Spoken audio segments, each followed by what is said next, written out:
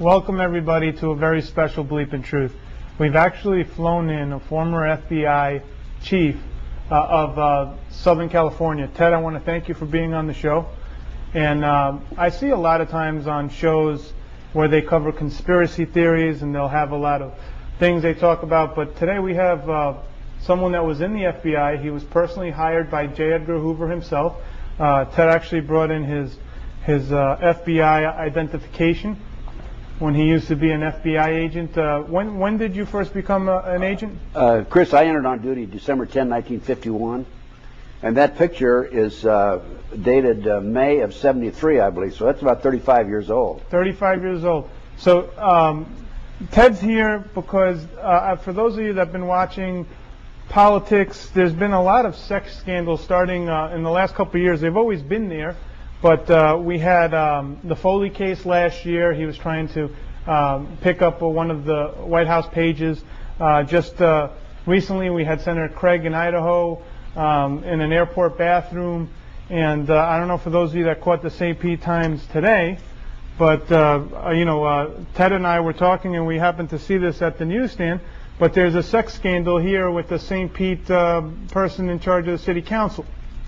Now, Ted has spent his life investigating where all these things have come about, and he's actually investigated some of the most interesting scandals that you'll probably never hear.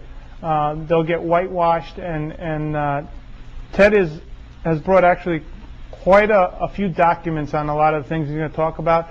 And for those of you out there, we have put the documents on bleepintruth.com in Adobe format if you want to take a look at them. But Ted, thank you for being on. Chris, it's a pleasure to be here. It's a great city, and thanks for the tour this morning. Not a problem. And the breakfast. Yeah.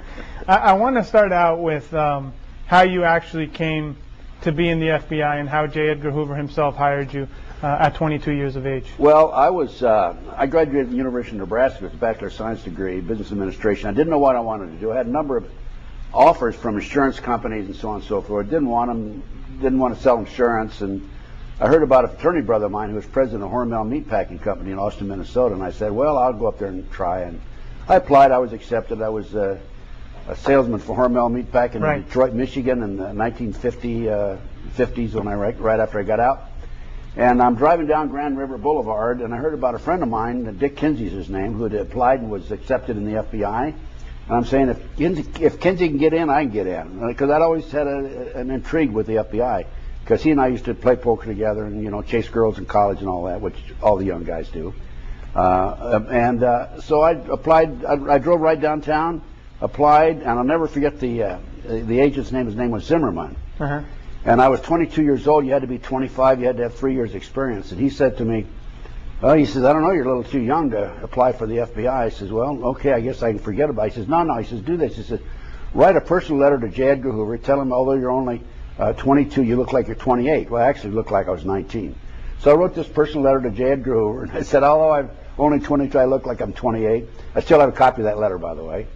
And next thing I know, 6 weeks later, I'm an FBI agent in Quantico, Virginia, training, shooting, and all that sort of thing, collection, preservation of evidence, and the rules and regulations and all that sort of thing that you have to go through. So J. 14-week training course. He got the letter, and you got hired on as one of the youngest FBI agents. Yes. And that was in 1951. December 10, 1951, I entered on duty in Washington. Huh? So now talk about the one thing that I found very interesting was, how did J. Edgar Hoover, everybody knows about his personal files. He had dirt on everybody. Talk about how he wound up getting dirt on just about most of the politicians in power at the time, and how he was able to use that as an investigative file. But how was he getting dirt on everybody out there? Well, he was highly criticized, particularly after he died, because they had all these confidential files in his outer office. But they were there for a very practical purpose. And what happened is, let's say I'm an FBI agent and I go to a bank robbery, and I interview you, you're a witness, and you tell me what the suspect or subject looked like, 5'10", so on and so forth. And you give me that information, and then you say, oh, by the way, Mr. Gunderson, I have information about a Congressman XYZ who visited a house of prostitution, and he paid for the service with a personal check for $100. By the way, that did happen to a congressman from Tennessee. That's why I know about that individual. But and so when I write up two reports, I write up a report on the bank robbery, and then I write up a little separate memo on Congressman XYZ, and I send it to Washington. And Mr. Hoover would take that file, put it in his outer office, and keep it there. We couldn't get to it as supervisors or as agents, but he had it there for a very good purpose. So let's say that later on we're going to consider Congressman XYZ for an ambassadorship or for a judgeship of some sort, then we go to the file, pull it out, and investigate it. So it was there for a practical reason, but he was highly criticized for it. And after he died, they burned the records, of course. Jim Adams, a friend of mine, who was an assistant director, was charged with the responsibility of burning those records. So now in your tenure with the FBI, you were there 27 years. 27 plus years. Now talk about, I know one case where in Philadelphia there was a terrorist hijacking, I believe? Hijacking. And what was your role in that? Well, I arrived at the airport about 8:30. They'd taken over a flight, National Airlines Flight 496 from Miami to Philadelphia. And they were on the outer runway with 113 passengers, 7 crew. It was a 727 Boeing. And I arrived there about 7:30, 8 o'clock, I guess. And I talked to Joe O'Neill, who was commissioner of police. I said, Joe, you and I are going to work together. So Joe and I each put on bulletproof vests. I said, Joe, let's try and get on the plane and talk to these individuals, see if we can talk them out of it. So we got in a car and we were driving down the runway, heading for the plane. All of a sudden we look up and here's the plane's coming at us. They saw us coming, I guess. And the plane came down, took a 90-degree turn, and it stopped. And so we turned around, went back over there. And what happened is the pilot jumped out the cockpit window once he stopped because they were running out of fuel. And we found out later that the skyjackers wanted him to take off, and because you know, they're trying to get out of there, I guess. But he didn't have enough fuel to take off and turn around and come back. The plane would have crashed. So he was actually a hero. We didn't know at the time. So anyway, I started talking to them on the handy-talkie and the radio and so forth. And we went back and forth for 2.5, 3 hours. And I told them they wanted $600,000, 3 parachutes, and a second 727 with fuel in it. What was their agenda? Money. They wanted the money. They wanted the money. They didn't want the passengers. So I argued with them for 2.5, 3 hours, and I said, I'll give you the money if you let the passengers go. And they finally let the passengers, agreed to let the passengers go, let them get on the second 727. They took off. They were later, they had to make an emergency landing in Texas because they did run out of fuel, because they left the engines running while I was negotiating with them. And they negotiated in Texas for 9 hours and finally gave up, and ended up getting one got 50 and one got 60 years. Wow! So now you probably in jail today. So you had a storied career, and you also you were in charge of Southern California. Is that correct? Most of Southern California. I had 16 officers under me, and I had 3 special agents in charge. I was a senior special agent in charge. I actually replaced an assistant director. They changed the title in the field then. And we had 24 supervisors under them. I had over 700 personnel and $22.5 million budget, yes. So you, the way I understand it, at one point when J. Edgar Hoover had passed away, you were actually invited to interview for the job as FBI, overall director of the entire FBI. I was interviewed in 1975 in Dallas, Texas for the job, yes, for the director's job. And why did they hire an FBI agent overall? No. Why did they not hire an FBI agent you'll have to, ask to head the Federal Bureau of Investigations? Well, that's the presidential appointment. You'll have to ask the president that question. But they didn't want another Hooverite, and I was basically a Hooverite. Hoover had been in the FBI, head of the FBI for 48 years. I served under him for 21 years. He was a great man. What was he like when you'd go into his office? Well, he sounded like a machine gun. He'd start talking. All you could do is just nod your head up and down or backwards or whatever you want to do. And his desk was elevated, and you always looked down. You were sitting down, you had to look up at him. Psychological situation. And kind of like what you have here, Chris.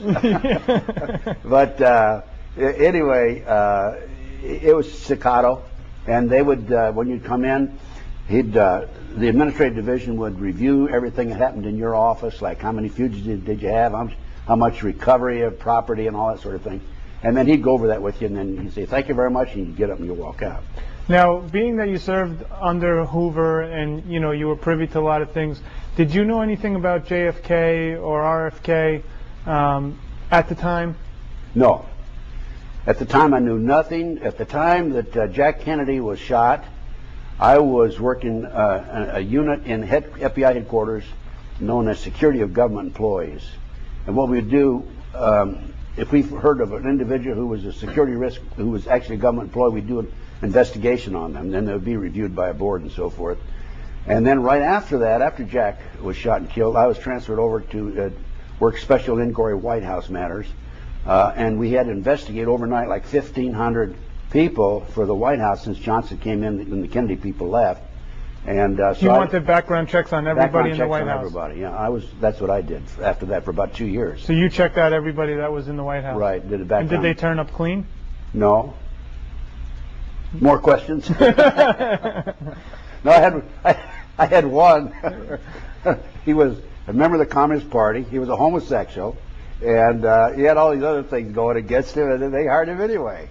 I remember his name. I won't say it here on the air, though. So now, how about what's your take on JFK after leaving? What have you found out through your sources and the people you know? Well, first of all, I've learned on my own. Yeah. That the night before Kennedy was assassinated, there was a meeting, a party and a meeting at the Clinton Murchison Sr. home in Dallas, Texas. Clinton Murchison Sr. was a big oil man, very wealthy, a personal friend of J. Edgar Hoover, by the way. Mm-hmm. And in that meeting, in attendance, I know for a fact, was Lyndon Baines Johnson. His girlfriend, Marjorie Brown, personally told me that he was there. She was at the party, but she didn't attend the secret meeting afterwards. And when he came out of there, he told Marjorie Brown, I think her name was, after tomorrow, we won't have to worry about Jack Kennedy. He actually said that to her. I've got that on tape, by the way. I give away free DVDs. Right. So now, let me ask you this: she told you that LBJ knew about it. Who else was in that meeting? Well, there was Lyndon Baines Johnson. There was the Hunt family, members of the Hunt family. There was the Murchison family, and I'm sorry to say, according to the information that I have, J. Edgar Hoover was there too. Why would they want JFK, or why would anyone want him dead at the time? Based on my research, he was going back on the gold standard. He was upsetting the oil men of Texas, and he was going to make some changes. 10 days before he was shot and killed, he warned the American people that there was an enterprise, a criminal element enterprise in our government operating covertly. And he said that before I leave office, I'm going to clean this group up. And they're still operating. You see, the government, our government, there's two elements. There's the overt and the covert. I was a member of the overt group. The covert group are involved in assassinations, drugs, kidnapping children, so on and so forth. It's black operations, we call it. So now, Robert F. Kennedy shortly thereafter was assassinated as well. Now talk about how you feel, that went down. Well, Bobby Kennedy was assassinated. He was murdered. He was shot by more than one bullet. There were Sirhan's gun would hold 8 bullets. There were 11 bullet holes in the door and the wall in the kitchen. So there were 3 bullets that nobody can explain. Now, Darrell Gates, who was chief of police at the time, tried to explain it away in one of his books, in a book that he wrote, but I didn't buy it. You can't buy it. You can't. He tried to, the ricochet? Or? Yeah, that's baloney. It's just like the magic bullet theory of Arlen Specter and the Jack Kennedy assassination. It took a 90-degree angle here, it hit a bone, it took a 90-degree angle there, and all that sort of thing.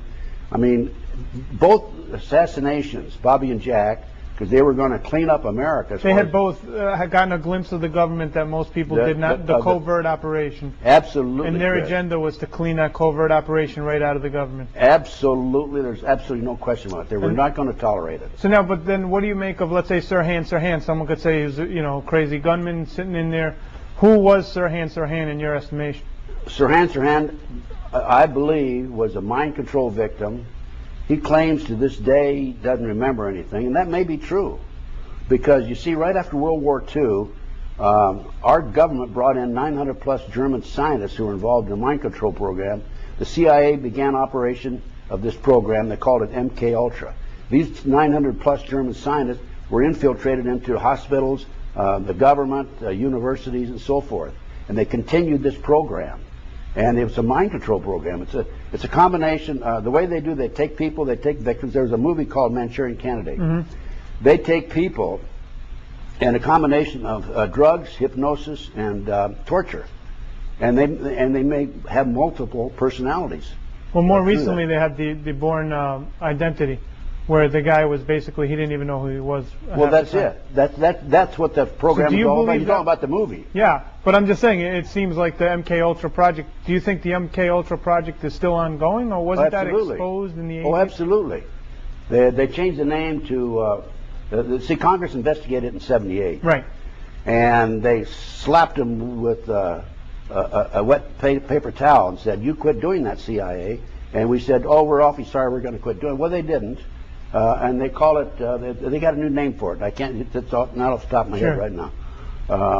Marathon. It's called Marathon now. So now these are people that, do they take them from childhood, or how do they brainwash someone? From the military? A lot of the kids are from military dependents, and a lot of it dovetails into the satanic movement. There's more Satanists, active Satanists in the country than people realize. And they start training.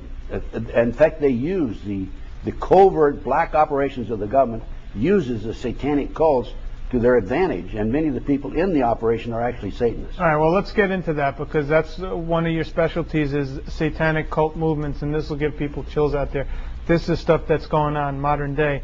But let's just discuss, in 1979, you retired from the force as a retired FBI chief in Southern California. Who was there at your ceremony when you retired? I had over 600 personnel at my retirement party. I had Governor Jerry Brown, former Governor Pat Brown. I had the Chief of Police, Darrell Gates. I had Sherman Block, the sheriff, and you also had a very popular, was it Red Skelton? Red Skelton was there, and he gave a little speech. And the way he started out, he says, "Last week I received a call from Art Cassell." Art Cassell was a mutual friend of ours. I knew Red Skelton. And Art asked me if I believe in freedom of speech, and I said, "Yes, I believe in freedom of speech." And Art said, "Good, you're going to speak at Ted's retirement party for free." Okay, that's the way he started out. And then there were some other actors, and the mayor was there, and so on and so forth.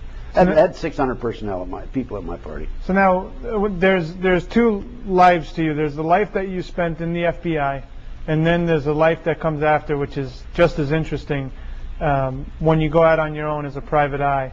And I guess you were just out there to help people because you're on the government pension, right, after you retired? So at the time, you took on, talk about the case you took on right after you retired. Well, I retired and opened my own private investigative firm. And before I opened my firm, I was asked by Attorney General Griffin Bell, who worked under Jimmy Carter, President Carter, to coordinate security for the Pan American Games. And I went to San Juan, Puerto Rico the summer '79, coordinated the games, came back, opened my firm. And my first major investigation was the Dr. Jeffrey R. McDonald case. He's a former Green Beret doctor who was convicted of murdering his wife, 2 children, Fort Bragg, February 17th, 1970. It's quite an illustrated case, a lot of publicity on it. He was tried, convicted, sentenced to 3 consecutive life sentences. His defense team hired me, some of his doctor friends did, said he's innocent, will you investigate it? And I began my investigation. Within 10 months I obtained a signed confession. But at the time, were you a little bit leery to take on a gentleman that looked from the surface was guilty, especially with someone with the moral character that you carry? I go into every case with an open mind. Mm-hmm. And I make up my mind once I get in and develop the facts. I don't assume anything in the beginning. Did you tell them anything? I told them that right in the beginning. I went out and talked to Dr. McDonald. I said, if you're guilty, I'm not going to do this. Right. If you're innocent, I will. I'll be working. I'm still working on it. The man's innocent.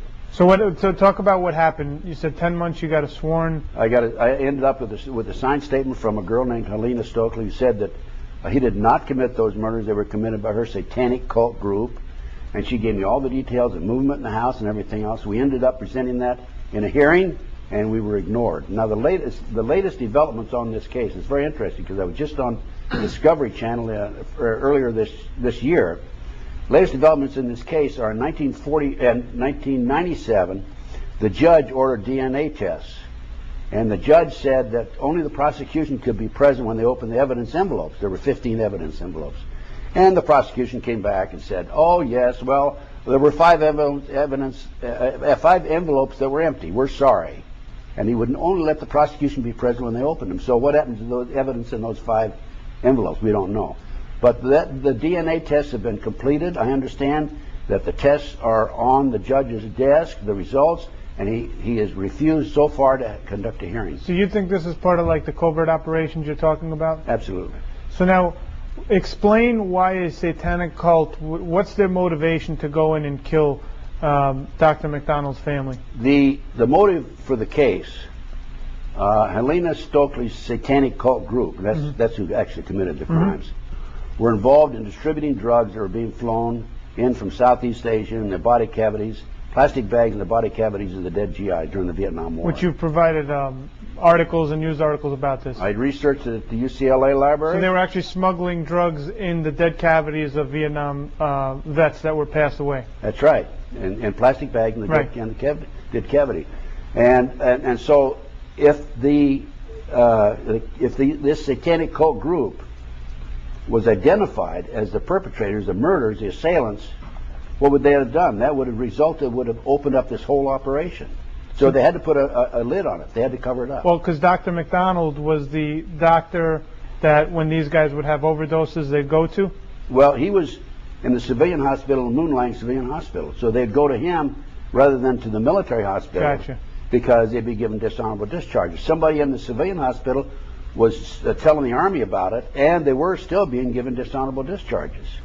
So that's what it was all about. That's the reason for the cover-up. And the Colette, the wife, had skin under her fingernail, which would have eliminated Dr. McDonald completely as the person who committed the crime, and that skin disappeared. It was given to William Ivory, the chief investigator, CID, Army investigator, and he said he claims he gave it to the laboratory, but nobody knows what happened to it. He says that. But and so what you're saying is, even with DNA evidence, the judge will not reopen the case? I'm saying that the DNA evidence right now is available and nobody will review it. They refuse to have a hearing on it. So this man will spend life in prison? Well, not if I have anything to do about it. I'm writing a book on that particular case right now, right as we speak. Hopefully, because of my book, we'll be able to get enough publicity or enough pressure that somebody will take a look at this case. Now, when you first started hearing about the satanic movement, were you shocked that something like this was going on? Well, the reason I first started learning about satanic activity in this country was because of the McDonald case. Because when Alina gave me this confession, so before this, you had no clue? No, I had no idea. I'd heard about Satan in the Bible. Sure. That's it. But after Helena gave me this information, I went public with it. And I was on national TV. I was on CNN, a number of other national shows, on radio talk shows all over the country. I've been on, I guess, probably 1,000 radio talk shows in the last 25, 26 years. And people just came from all parts of the country to me. I was like a magnet, like a sponge. So anyone that wanted out of these satanic cults will come to you asking for help or just talking to you about it? People from the West Coast, East Coast, South, Midwest, they came and gave me the same basic story about satanic cults. So talk about what's going on with these satanic cults. Well, many of these people are multi-generational, meaning they were born into it. And once they're born into it, they have secret meetings, of course, and they worship Satan. They have human sacrifices, and they even sacrifice their own sometimes. They have what they call breeders. These are women who are especially impregnated so they can use the children or the fetus that are born for their human sacrifices. And based on my research, there's about 4 million plus practicing Satanists in America today, about 1.5% of the population. I derived that figure from a confidential source in South Bay area of Los Angeles, where there's about 200,000 people, and I was told by an informant that there's about 3,000 in that area. Lincoln, Nebraska, about 200,000. I was told about 3,000 there by second source. Third source, Iowa City, Iowa, 100,000 population. I was told there's about 1,500 there. So if you project that figure, you're looking at 1.5% of the population of the United States. And they are involved in, according to another 3 different sources also, there's 50 to 60,000 human sacrifices per year in this country. Okay, but the question that people will tell you is, where do these human beings come from? Because obviously, well, they have to be accounted. First of all, they've infiltrated law enforcement. They've infiltrated prosecutors' offices. They've infiltrated the judicial system. They've infiltrated across the board our basic elements. They've infiltrated virtually every level of our society. So what happens is, first of all, they have their secret meetings. They oftentimes they're in underground. They have underground compartments in their home, chambers in their home, and it's all private. Nobody knows about it. And and then they dispose of the bodies through different means. They're experts at covering up their tracks. I've heard of them even putting them in vats with acid in them. So now, when we hear about like thousands of missing children going missing in this country every year, where do they go? First of all, the National Center for Missing and Exploited Children, which is an adjunct of the U.S. Department of Justice, and if you go to their website, the last time I checked it, they said there are 91 Americans disappear every hour in this country. It is estimated 85–90% are children. If you project that figure, talking about several 100,000 children a year disappear in America. And these children are being kidnapped off the streets, and I have documentation that an organization known as the Finders out of Washington, D.C., has, since the early 1960s, been actively involved in kidnapping children off the street. Okay. Now, unfortunately, as a result of some of my research, I learned through a U.S. Customs Treasury Department report that the Finders is a CIA covert operation. So why do they want these kids? What do they do? The kids are auctioned off. I talked to one of my sources, told me he's attended 6 auctions where kids were being auctioned off. He was part of the network, and there were as few as 6 and as many as 36 children that were auctioned off. They were each auctioned off for up to $50,000 each. The children are ages 2 to 21, boys and girls. They put a label, a number around their neck, tie a string around their neck and put a card with a number on it. They bid. They put them up on a stage. They bid on the number.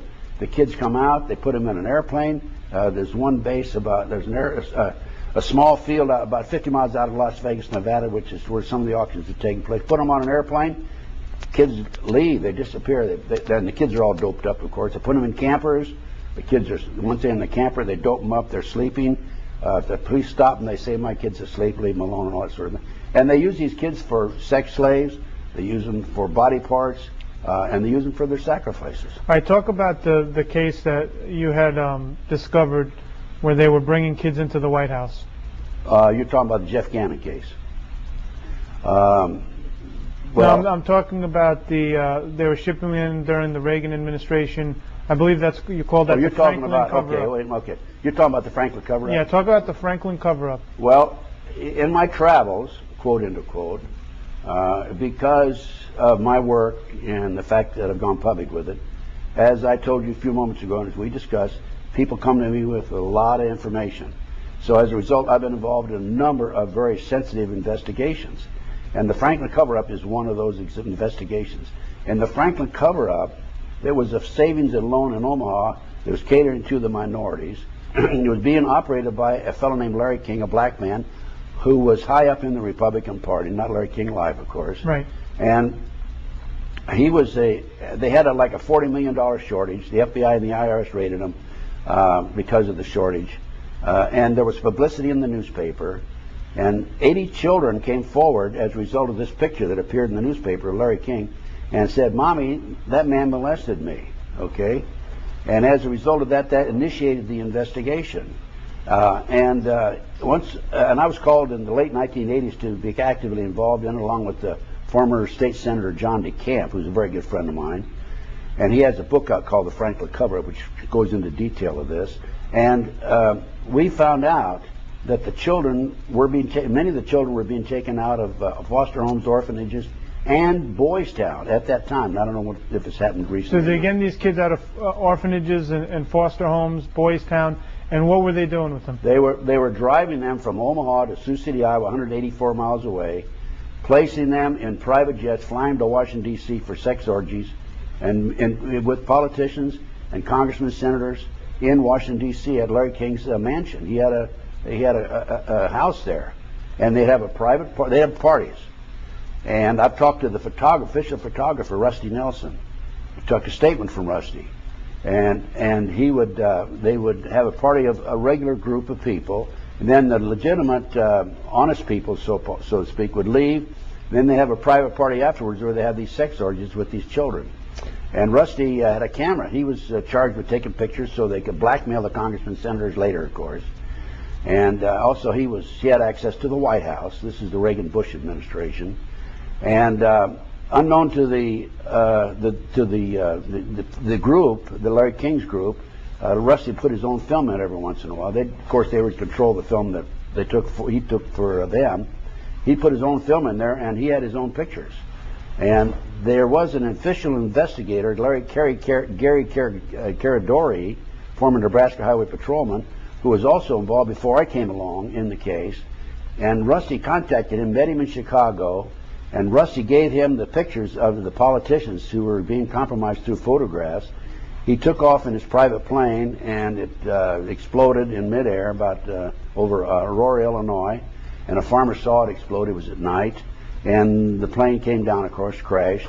The first one on the scene was a deputy sheriff. He saw the pictures. He started picking them up. An FBI agent came along, grabbed the pictures, said, "Keep your mouth shut."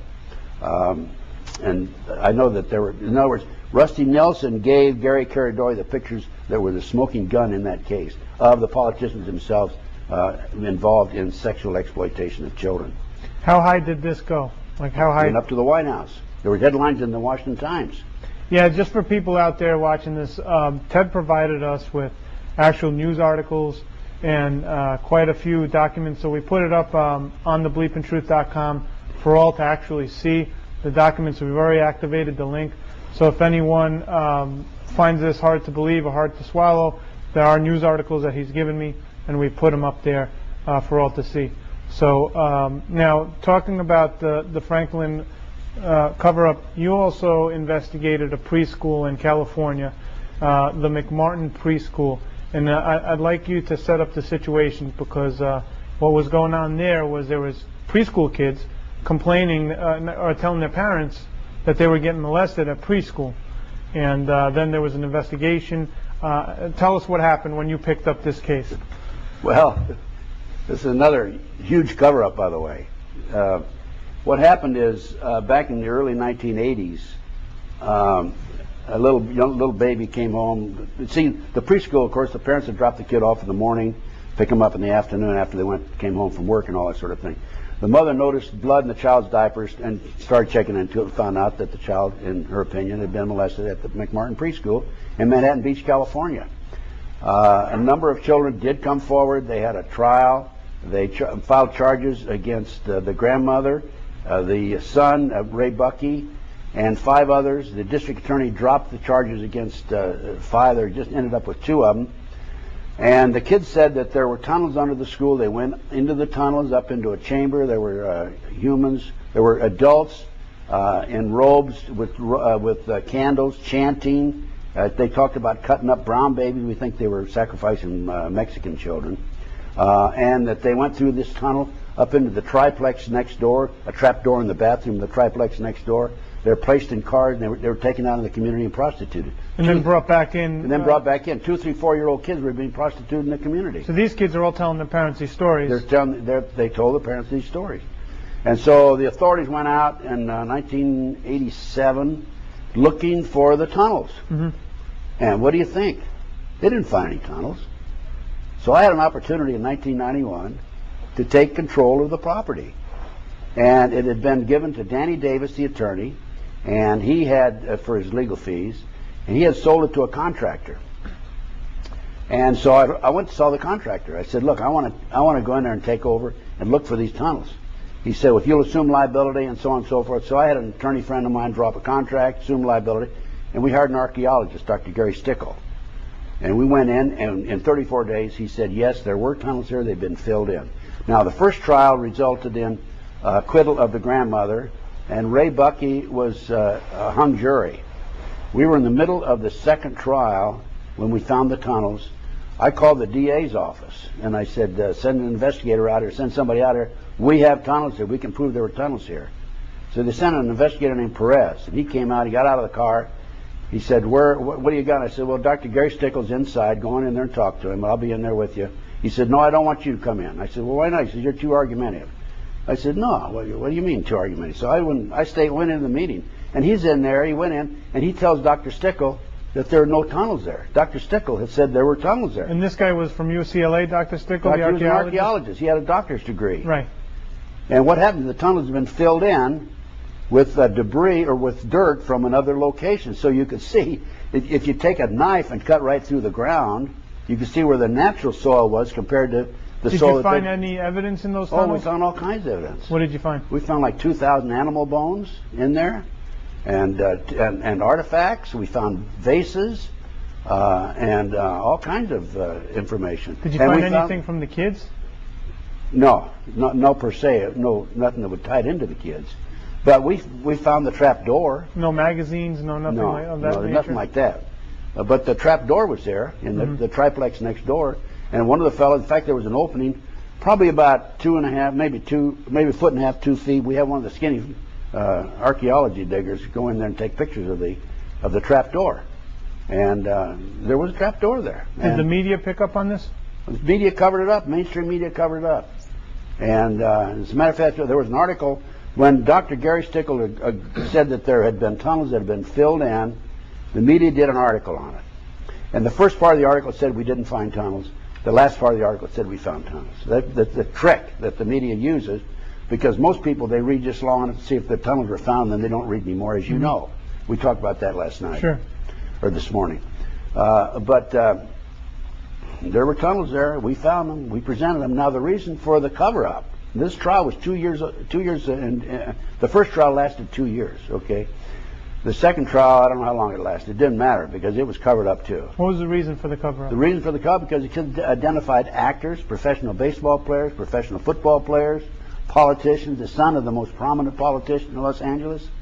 It was cover-up, another major cover-up, just like the McDonald case.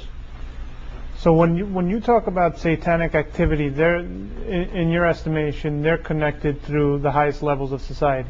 Absolutely, absolutely. The satanic movement in this country is permeated into every level of our society. You can't tell.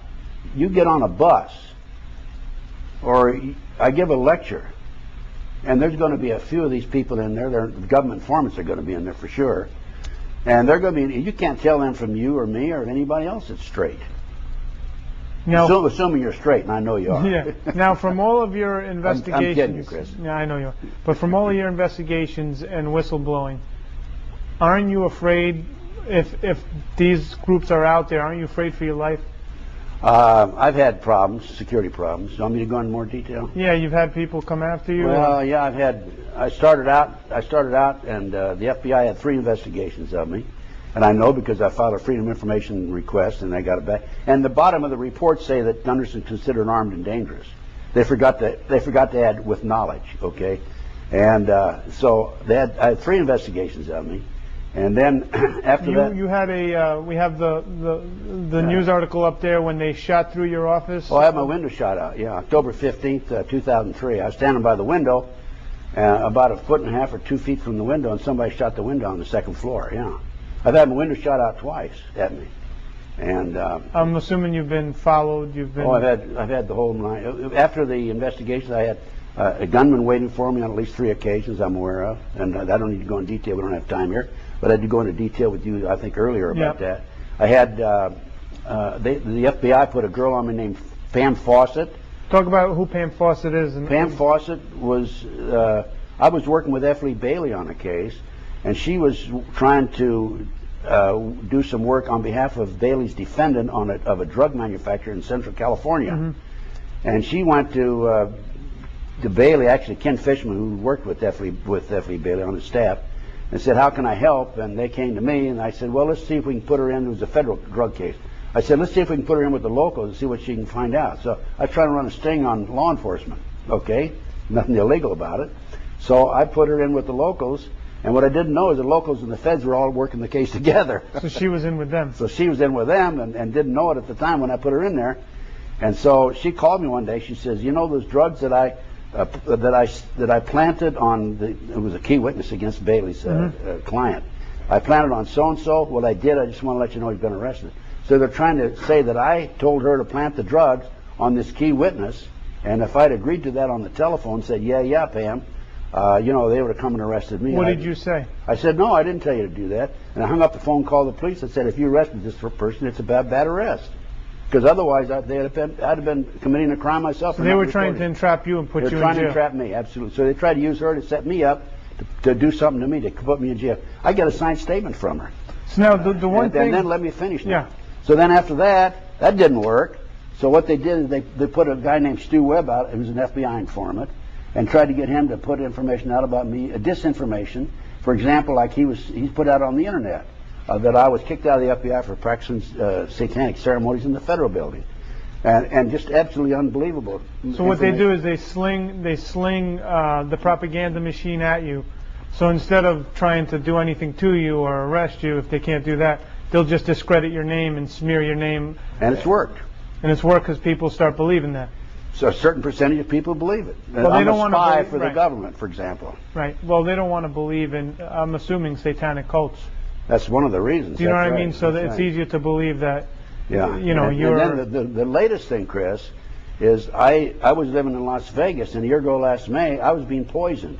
They were shooting poison in my car. They were shooting poison into my condominium in the air. And there's no question, because I went and had tests taken. I had arsenic and cyanide in me.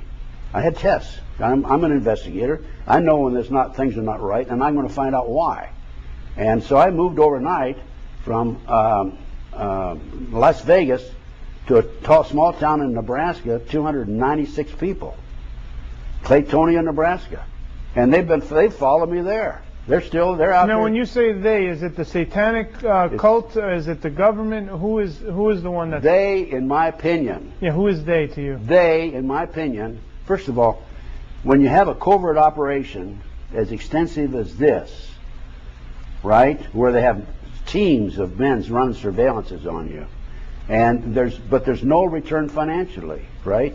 It has to be a government entity. Right, because the corporation's goal is to make profit. It's to make money, make profit. Right. So this is definitely a covert government operation. There's no other explanation for it. So that's who they are. And mixed in with that, you have the satanic cults. And the satanic cults are part of it, and this covert operation is using the satanic cults to their advantage. Now, when you say cults, and I know I've asked you this, and a lot of people are curious of this, there's the Freemasons out there. There's what they'll call the Skull and Bones, the Illuminati. What are they in accordance to what you're calling the satanic cults? Well, first of all, the Masonic organization is a great organization. Mm-hmm. Okay, it's a philanthropic, and it's a great organization. But there are people at the top, again, infiltration, who are involved in this satanic movement. Now, in order to really explain this, you have to go back 235 or 35 years or so. The Illuminati was established in 1773. The Rothschild family in England ordered a defrocked Catholic priest, Adam Weishaupt, to come up with the 25 goals to take over the world. Those 25 goals were announced on May the 1st, 1776. Corrupt the youth through sex and drugs. Control the media, which they do, mainstream media. Elect our people to office. Elect our people as advisors, to infiltrate law enforcement and military. There's 25 goals. They're very clearly defined. So what group did they channel those goals through? Was it the Freemasons that they put that through? The Freemasons, no. Some of the leaders of the Freemasons are involved in this, but they channel this through various organizations, through the satanic cults themselves. So that gives you the basis. There's a great book out called Pawns in the Game. Mm-hmm. That explains all this. Now, we have a lot of callers. I believe that we're going to take a few, and we'll see what the viewers have to say. Viewer, you're on the air. What's your name and what's your comment or question? My name is Jim, and Go ahead, Jim. I have to believe everything he is saying is the truth. My religion believes is there are so much satanic in our upper government that is just waiting for the Antichrist to come into control, and that is going to happen so soon. I'd say within the next 10 to 20 years, you will see the Antichrist come out into Jerusalem, and all these satanic cults.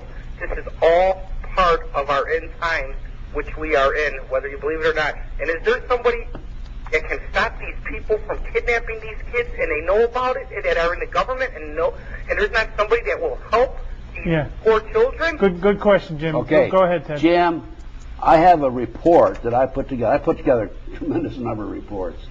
All the information I'll tell you now is documented tonight. Well, we put it up on the Bleeping Truth website. Right. And then my report is called The Finders, the CIA covert operation kidnapping children. I have given this report to the FBI half a dozen times. They don't want it, right? They don't want it. They won't come talk to me. The FBI ignores me. As a matter of fact, when I retired, I'm the highest level FBI agent to ever come out and be public like this. And when I retired, I joined the Society of Former Special Agents of the FBI. I've been kicked out of that. Yeah, we have a document that basically they threw you out of yes. the fraternal order where all the FBI agents... Because of my criticism of the FBI and the government. But I have gone to the FBI, given them my finder's report a half a dozen times, and they won't even come talk to me. Okay, we got another caller. Thanks, Jim. You're right. Viewer, you're on the air. What's your name or comment? Yes, hi. Actually, I've got two questions for you regarding the 1950s. The first is regarding J. Edgar Hoover. Often it's been said regarding organized crime that he was in denial about that. He said there was never truly like a mob or, I guess, a mafia in the sense. What are your thoughts about that? And the second question is, since you were a FBI agent during the 50s and when you got the Joseph McCarthy hearings and the whole issue for looking for those who were truly the Red Scare, I'd just like to get your thoughts and just the atmosphere of what that must have been like, if you then compared to what even like today in our current situation, as far as quote the terrorism. So I appreciate the time. Great question. Good questions. Okay, it just so happens before I worked Special Inquiry White House Matters, I worked organized crime racketeering for 2.5 years as a supervisor in Washington D.C. So I actually worked there during the Bobby Kennedy, Jack Kennedy administration. And what happened there is there were two factions inside the FBI. There was a faction. Bill Sullivan, who was one of our assistant directors and was liaison on the Kennedy assassination with the Warren Commission, Bill Sullivan said there is a mafia. A fellow named Al Staffeld, who was the unit chief of organized crime, said there was no mafia. So what did J. Edgar Hoover believe? Hoover went with the man who was the expert, supposedly the expert on organized crime. And so he took this information under consideration, and based on the fact that even there were two factions that were in disagreement, he went with the first faction, with the second one actually. Which is there is no mafia. There is no mafia. So he took that belief. He took that belief, but then we had 56, I think it was, Appalachia, and the mob all met in Upper New York, and that's when the whole thing broke open. So Hoover was look, when you get in a position like that, I had over 700 personnel under my command. I only knew what I was being spoon-fed, right? So that's what happened to J. Edgar Hoover, I think, as far as the mafia is concerned. The second question was... He said with McCarthy, there was... what was that like? McCarthy was 100% on target. He was right. To this day, the mainstream media ridicules the McCarthy era. McCarthy this, McCarthy that. He was right. The communists did infiltrate, and the communists are involved, based on my information, with the cult movement. So they are taking over. So McCarthy, when he was saying that there's communists and we got to take out all these communists and create that blacklist, you're saying he was right that there was an infiltration of communists? Yeah, absolutely, there was. There is. But were they a clear and present danger to our government? Look at what's happening today. That's what's happening today. The cult, the mob, are involved with this movement to take over the country from within. It's called, basically, the big umbrella is called the Illuminati. And these people are under the umbrella. So that's where we get the Patriot Act and where they start saying that we need to strip away. So you feel that this is an agenda they've had in play for years? This is an agenda's been in place for 230-some years. The whole terrorist movement, it's a phony movement. It's been orchestrated and perpetrated by this covert element within our government in order to pass establish Homeland Security, pass the Patriot Act, take away many of our constitutional rights and civil liberties. That's what it's all about. But what you're saying is those events did happen, but our government had a role to play in the terrorist, right?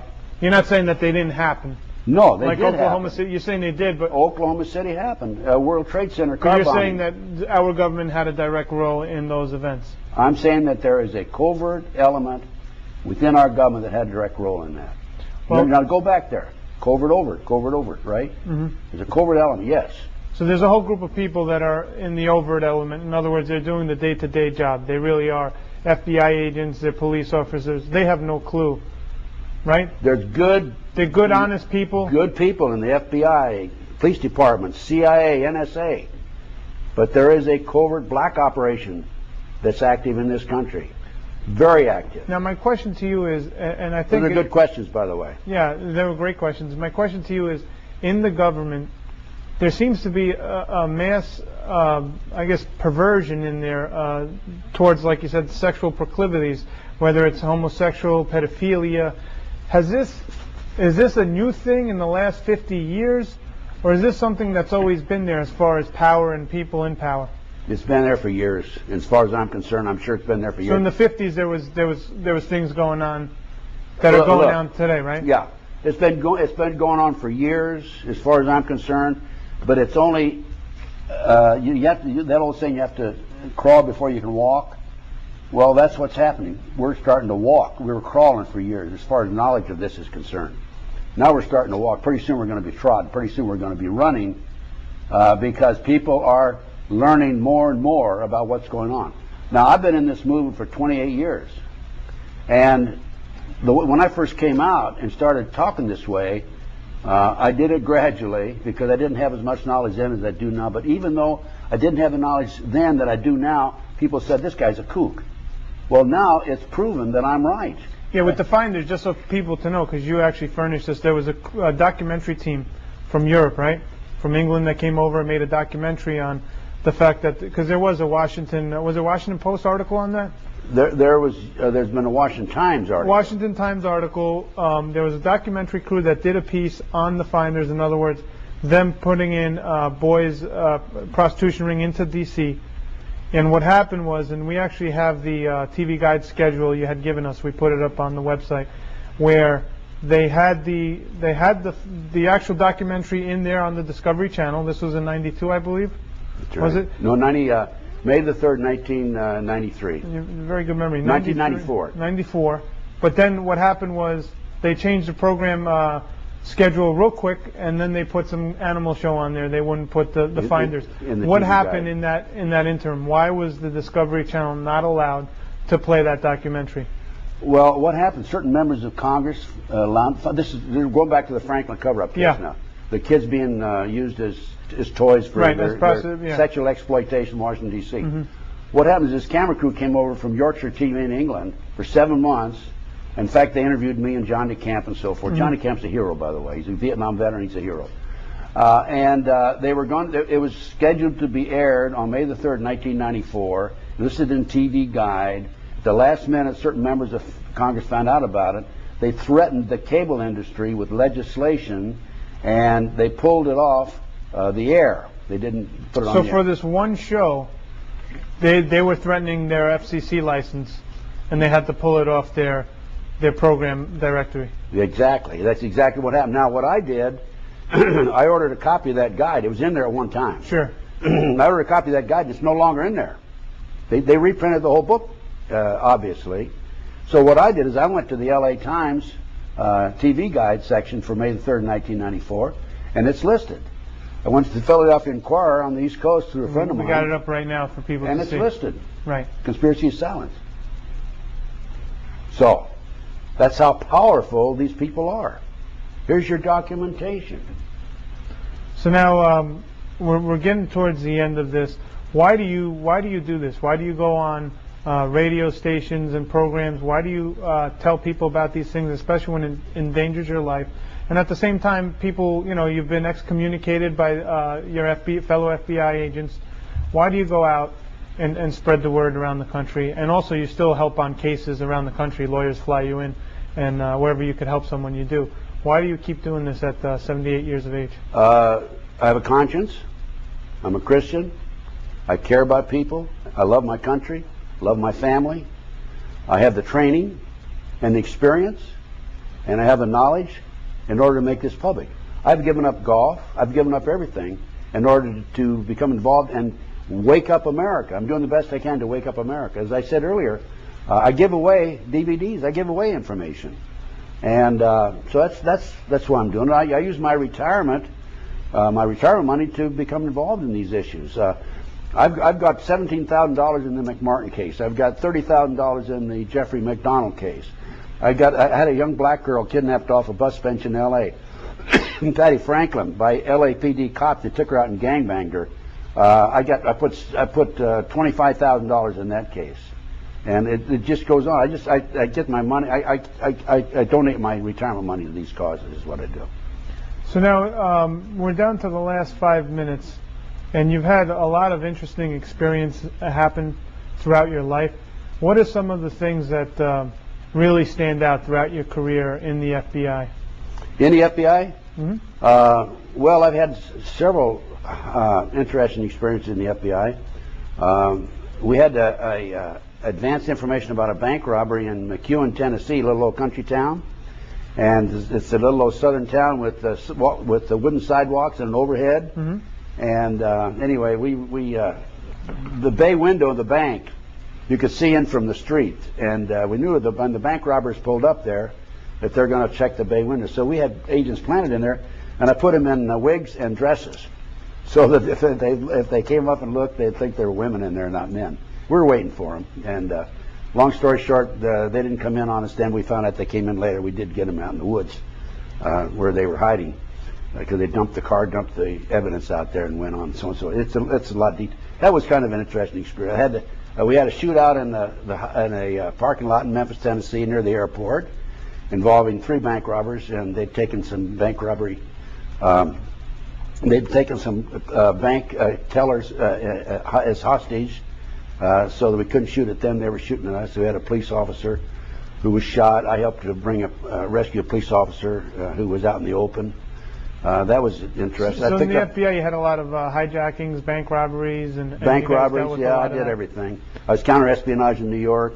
Picked up a 10 most wanted in Connecticut in my day, and the skyjacking, of course, July 12, 1972, negotiating with those 2 terrorists.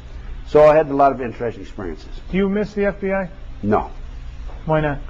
Well, particularly now, because the FBI has been infiltrated by the Illuminati, in my opinion. This is my opinion. So you believe after J. Edgar Hoover died, the FBI quickly became politicized once he had the stronghold, especially with his files. So they didn't want anyone like you or another FBI chief taking over. They didn't want anyone with a FBI background taking over. So what did they have take over? Well, they had an admiral take over, and they've had judges take over. So here you have all these FBI chiefs. So you were in charge of Southern California. There's others in different regions, and instead of any of you taking over the FBI, and you know how it works better than anybody, they had judges, they've had admirals. In other words, they've politicized the FBI. Absolutely. So the FBI doesn't hold the same kind of clout it had under J. Edgar Hoover. I did an interview. It's on DVD video. And it's captioned 911 failure, the new versus the old FBI. The new FBI has nothing that they can offer in the way of what we offered. The old FBI had integrity. We had integrity. We were the greatest law enforcement agency, I'm convinced, at least investigative agency in history. What do you make when they start pointing out what J. Edgar Hoover was a cross-dresser, and they start hammering J. Edgar Hoover's own behind the scenes? Well, I don't think he was. I think he probably had trick photography. The reason I say that is because this didn't come out until after he'd been dead for 20 years. Mm-hmm.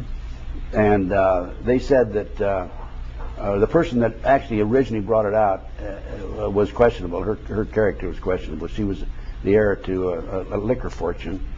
So I don't think it's true myself. You think they might have tried to discredit him since he had all the information on all the politicians?